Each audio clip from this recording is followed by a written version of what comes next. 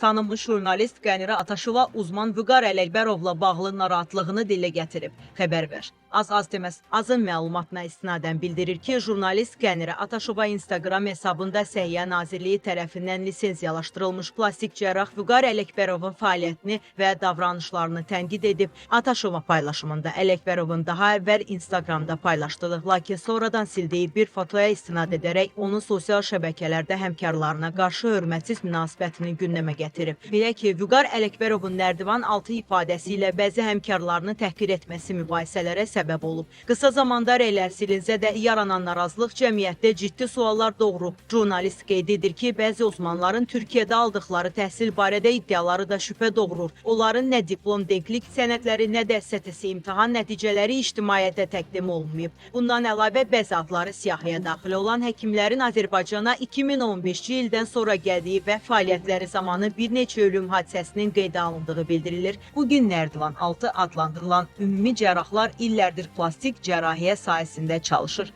və hətta hazırda uzman kimi təqdim edilən şəxslərə vaxtilə təcrübə keçiblər.